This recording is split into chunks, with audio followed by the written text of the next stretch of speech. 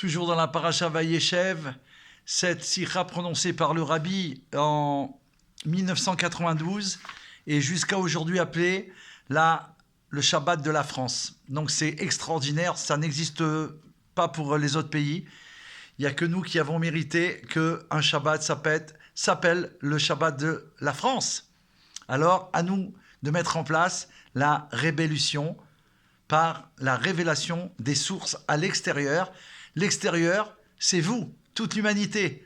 Transformer l'obscurité en lumière et déclencher la révélation du roi Mashiach immédiatement, maintenant, now. Suite et fin, la paracha Vayeshev. Donc, le but des enfants d'Israël est la continuité de tout ce travail de révélation à travers la France.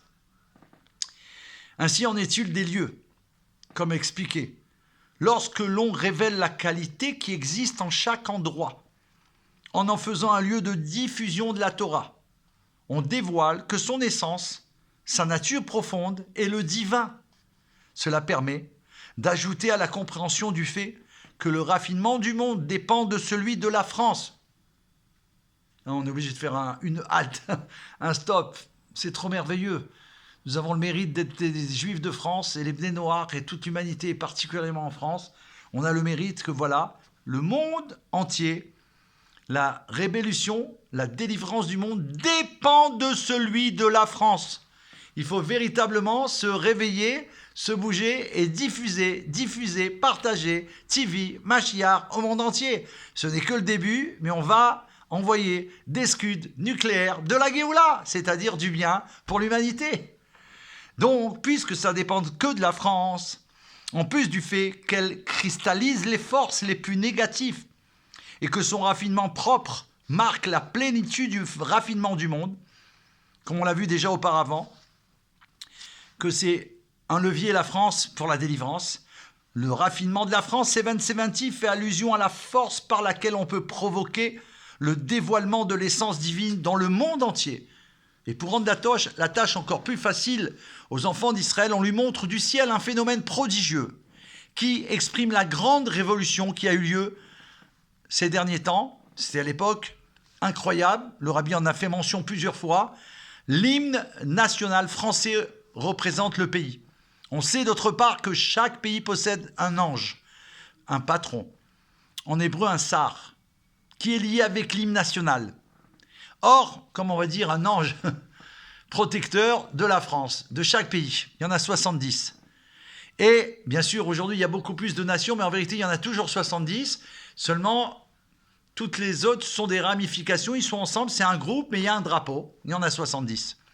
Celui de la France, qui est lié donc avec l'hymne national. Or, le rabbi a expliqué, a dévoilé qu'il y a quelques années, les chassidim ont commencé à chanter l'air de la Marseillaise avec les mots de la prière du Shabbat, Aderet, Ve'emuna, Lechayolamim. Et peu de temps après, le gouvernement introduisit un changement dans la façon de le chanter. La raison est que lorsque l'ange de la France a vu en haut que ce chant était passé dans le camp de la sainteté, cela a occasionné ici-bas un changement dans le chant. Le rabbi explique qu'on a une preuve que le raffinement de la France s'est réalisé d'une façon véritable et authentique par justement la transformation de l'hymne national qui normalement est impossible. La nécessité d'évoquer ces sujets par-delà l'expression de reconnaissance envers Dieu, le but, c'est de reconnaître et de faire des louanges au maître du monde et de faire Pirsou Menissa, qui veut dire faire connaître les miracles de Dieu, car l'avènement messianique dépend de cela.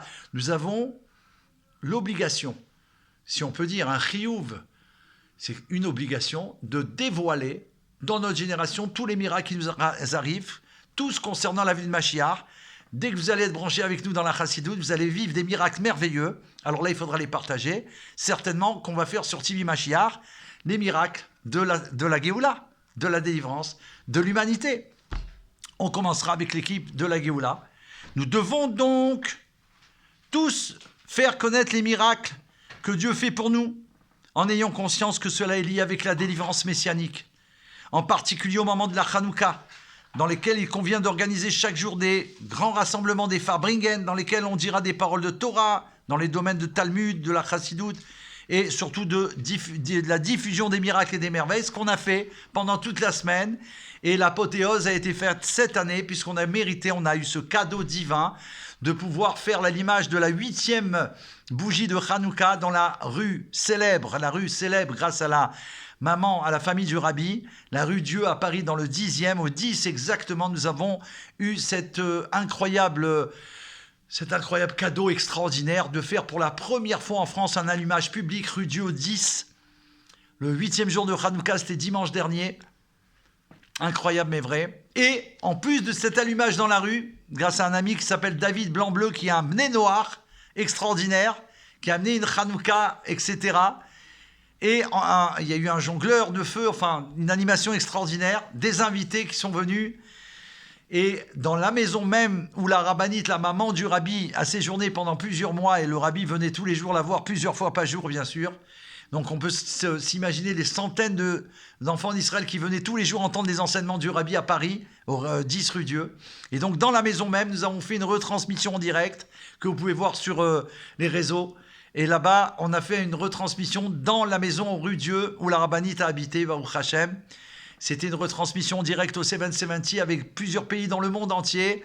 Voilà, merci Hachem pour ça. C'était une louange, il fallait le dire, puisqu'on doit, Pirsum Benissa, rapporter les miracles et merveilles. C'était la première fois dans l'histoire du monde. Donc tout a été transformé. Et chose incroyable, en allant rendre visite au commissariat pour annoncer que nous allons faire cet allumage rue Dieu, on a vu que dans les logos du commissariat du 10e, incroyable mais vrai, il y a la France qui est dessinée, bien sûr, et il y a le 10e arrondissement qui est sur la carte. Et où se trouve-t-il? En plein cœur de la France. Ça veut dire que le 10e, c'est le cœur de toute la France. Donc de là-bas, le message a été annoncé que le rabbi a été reconnu comme roi Mashiach et que sa maman est venue à Paris. Le rabbi lui-même était là avec son épouse.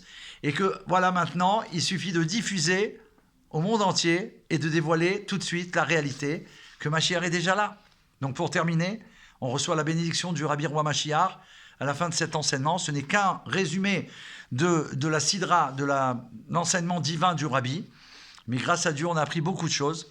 Donc on reçoit la bénédiction pour nous, pour vous. Puisse Dieu vouloir que le raffinement et le retournement de la France, avec la perfection du raffinement du monde entier, amène immédiatement la réalisation de la prophétie.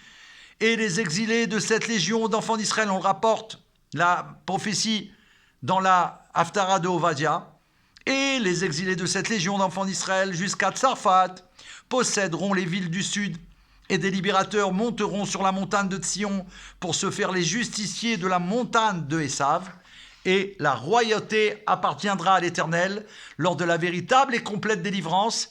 Tu as percé par Ratzta, qui s'écrit avec les mêmes lettres que Tsarfat, la France, une sortie. Tu as percé une sortie, comme c'est rapporté dans la Genèse 38, 29, il s'agit de quoi? Ça veut dire quoi? Il s'agit de Mashiach. Comme il l'est dit, devant eux marche celui qui perce. Yehi Amelech HaMashiach, c'était une première mondiale, la Parasha Vayeshev, en plusieurs parties. Bonne étude, à nous de diffuser. Et tout de suite, on n'attend pas la révolution. Mashiach est déjà là. À bientôt, Yehi Amelech.